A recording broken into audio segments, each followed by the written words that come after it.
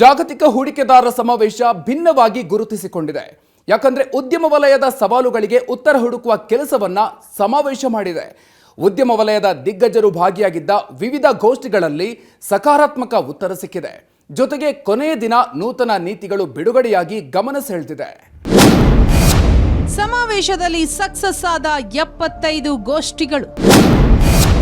ಕೇಂದ್ರ ರಾಜ್ಯಗಳ ಪರಸ್ಪರ ಸಹಕಾರ ಸೂತ್ರ ಜಾರಿ. ಕೇಂದ್ರ ರಕ್ಷಣಾ ಸಚಿವ ರಾಜನಾಥ್ ಸಿಂಗರಿಂದ ಚಾಲನೆ ಪಡೆದ ಈ ಸಮಾವೇಶವು 75 ಗೋಷ್ಠಿಗಳು, 16 ಉದ್ಯಮಗಳು ಹಾಗೂ ಸರ್ಕಾರದ ನಡುವಿನ ಸಭೆಗಳು, ಲಕ್ಷಾಂತರ ಕೋಟಿ ಹೂಡಿಕೆಯನ್ನ ಹೊತ್ತು ತರಲಿರುವ ಒಡಂಬಡಿಕೆಗಳು, ಕ್ವೀನ್ ಸಿಟಿ ಅಭಿವೃದ್ಧಿ ಕುರಿತ ವಿಚಾರ ವಿನಿಮಯಗಳಿಗೆ ಸಾಕ್ಷಿಯಾಯಿತು. ಇದರ ಜೊತೆಗೆ 19 ದೇಶಗಳ ರಾಯಭಾರಿಗಳು, ಉದ್ಯಮ ಸಂಘಟನೆಗಳ ಉನ್ನತ ಪ್ರತಿನಿಧಿಗಳು, ಜಾಗತಿಕ ಮಟ್ಟದ ಕಂಪನಿಗಳ ಸಿಇಒ ಮತ್ತು ಅಧ್ಯಕ್ಷರ ಜೊತೆ ಕೈಗಾರಿಕಾ ಸಚಿವರು ಹಾಗೂ ಮುಖ್ಯಮಂತ್ರಿಗಳ ಭೇಟಿಯೂ ನಡೆಯಿತು. 9 ದೇಶಗಳಿಗೆ ಸಮಾವೇಶದಲ್ಲಿ ಪ್ರತ್ಯೇಕ ಪೆವಿಲಿಯನ್ಗಳನ್ನೇ ನೀಡಲಾಗಿತ್ತು. ಜೊತೆಗೆ ಕೇಂದ್ರ ಮತ್ತು ರಾಜ್ಯಗಳು ಪರಸ್ಪರ ಸಹಕಾರ ಹಾಗೂ ಸಹಭಾಗಿತ್ವದ ವಾಗ್ದಾನವನ್ನು ಸಮಾವೇಶದಲ್ಲಿ ಕಾಣಲು ಸಾಧ್ಯವಾಯಿತು.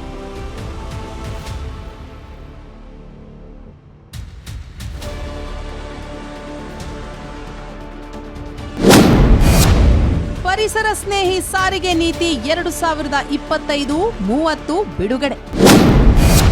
50,000 ಕೋಟಿ ಹೂಡಿಕೆ, 1 ಲಕ್ಷ ಉದ್ಯೋಗ ಸೃಷ್ಟಿ. ಗಣ್ಯಾತಿಗಣ್ಯರು ಹಾಗೂ ರಾಜ್ಯ ಸಚಿವ ಸಂಪುಟದ 16 ಸಚಿವರು ಹಾಜರಿದ್ದ ಸಮಾರೋಪ ಸಮಾರಂಭದಲ್ಲಿ ಪರಿಸರ ಸ್ನೇಹಿ ಸಾರಿಗೆ ನೀತಿಯು ಬಿಡುಗಡೆಯಾಗಿದೆ.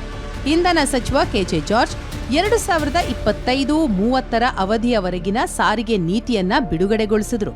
ವಿದ್ಯುತ್ ಮತ್ತು ಹೈಡ್ರೋಜನ್ ಚಾಲಿತ ವಾಹನ ತಯಾರಿಕೆ ವಲಯಕ್ಕೆ ಮುಂದಿನ 5 ವರ್ಷಗಳಲ್ಲಿ 50,000 ಕೋಟಿ ರೂಪಾಯಿ ಹೂಡಿಕೆ ಆಕರ್ಷಿಸಿ 1 ಲಕ್ಷ ಉದ್ಯೋಗಗಳನ್ನು ಸೃಷ್ಟಿಸುವ ಗುರಿಯಿದೆ. ಈ ನೀತಿಯ ಅನ್ವಯ ಗೌರಿಬಿದನೂರು, ಧಾರವಾಡ, ಹಾರೋಹಳ್ಳಿ ಇವಿ ಕ್ಲಸ್ಟರ್ ನಿರ್ಮಾಣವಾಗಲಿದೆ.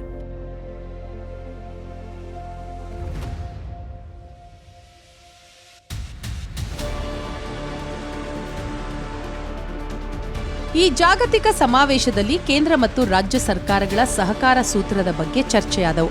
ಸಮಾರೋಪ ಸಮಾರಂಭದಲ್ಲಿ ಕೇಂದ್ರ ಸಚಿವ ವಿ ಸೋಮಣ್ಣ ಭಾಗಿಯಾಗಿದ್ರು. ರಾಜ್ಯಕ್ಕೆ ಎಲ್ಲಾ ಸಹಕಾರ ನೀಡುವ ಭರವಸೆ ನೀಡಿದ್ರು. ರಾಷ್ಟ್ರದ ಪ್ರಧಾನಮಂತ್ರಿ ಸನ್ಮಾನ್ಯ ನರೇಂದ್ರ ಮೋದಿ ಅವರು 2,65,000 ಕೋಟಿ ರೂಪಾಯಿಗಳನ್ನ ನಮ್ಮ ರೈಲ್ವೆ ಯೋಜನೆಗೆ ಕೊಟ್ಟಿದ್ದಾರೆ. ಕರ್ನಾಟಕಕ್ಕೆ ಹೋದ ವರ್ಷ 7,559, ಈ ವರ್ಷ 7,564 ಕೋಟಿ ರೂಪಾಯಿಗಳನ್ನ ಕೊಡುವ ಒಂದು ತೀರ್ಮಾನವನ್ನು ಮಾಡಿ ನಮ್ಮ ರಾಜ್ಯದಲ್ಲಿರ್ತಕ್ಕಂಥ ಎಲ್ಲ ರೈಲು ಸಂಪರ್ಕಗಳಿಗೂ ಕೂಡ ಹೆಚ್ಚಿನ ಆದ್ಯತೆಯನ್ನು ಕೊಡ್ತಕ್ಕಂಥ ಕೆಲಸವನ್ನು ಮಾಡುವ ಮುಖೇನ ರೈಲ್ವೆ ಮೂಲ ಸೌಕರ್ಯ ವಿಸ್ತರಣೆಯ ಸ್ಪೀಡ್ ಅಂಡ್ ಸ್ಕೇಲ್ ಎರಡನ್ನು ಕೂಡ 2 ಪಟ್ಟು ಸುಧಾರಣೆ ಆಗಿದೆ. ಇದೇ ವೇದಿಕೆಯಲ್ಲಿ ಮಧ್ಯಮ, ಸಣ್ಣ ಮತ್ತು ಸೂಕ್ಷ್ಮ ಕೈಗಾರಿಕಾ ವಲಯದಲ್ಲಿ ಗಮನಾರ್ಹ ಸಾಧನೆ ಮಾಡಿರುವ ಉದ್ಯಮ ಸಂಸ್ಥೆಗಳಿಗೆ ವೆಂಚುರೈಸ್ ಚಾಲೆಂಜ್ ಪುರಸ್ಕಾರಗಳನ್ನು ಪ್ರದಾನ ಮಾಡಲಾಯಿತು. ಇದೇ ಮೊದಲ ಬಾರಿಗೆ ಸಾಧಕ ಕಂಪನಿಗಳಿಗೆ invest Karnataka SME connect venturize challenge ಪುರಸ್ಕಾರಗಳನ್ನು ಪ್ರದಾನ ಮಾಡಿದ್ದು ವಿಶೇಷವಾಗಿತ್ತು.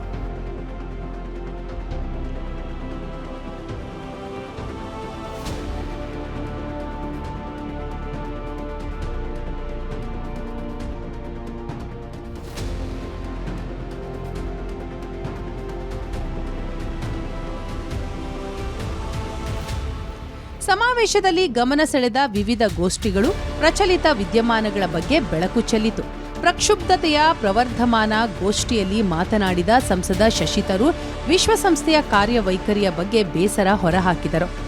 I'm very grateful that the former Prime Minister of Greece, George Papandreou, was able to join me in a session just before this one, where we covered a lot of important themes relating not just to the global challenges facing the world, but the need for adaptability and resilience that all of us have to come up with if we are to take use of the opportunities that will be provided to us at this phase of the 21st century. ಬಹುಧ್ರುವೀಕರಣದ ಜಗತ್ತಿನಲ್ಲಿ ವಿಶ್ವಸಂಸ್ಥೆ ಕೂಡ ಮೂಲ ಉದ್ದೇಶದೊಂದಿಗೆ ಕಾರ್ಯನಿರ್ವಹಿಸ್ತಾ ಇಲ್ಲ. ಅಸಮಾನತೆ, ತಾರತಮ್ಯಗಳು ಅಲ್ಲೂ ಇದ್ದು ಅದನ್ನ ಅರ್ಥ ಮಾಡಿಕೊಂಡರಷ್ಟೇ ಪರ್ಯಾಯ ಜಾಗತಿಕ ವ್ಯವಸ್ಥೆಯ ಬಗ್ಗೆ ಚಿಂತಿಸಬಹುದು ಅಂತ ಅಂದ್ರು.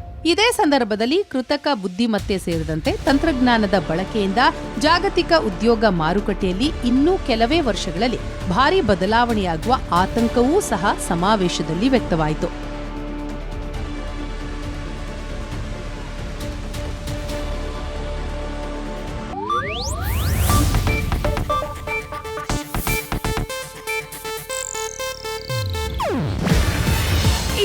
ಏಷ್ಯಾನೆಟ್ ನ್ಯೂಸ್ ನೆಟ್ವರ್ಕ್ ಪ್ರಸ್ತುತಿ. ನೀವು ನೋಡ್ತಿದ್ದೀರಾ ಏಷ್ಯಾನೆಟ್ ಸುವರ್ಣ ನ್ಯೂಸ್.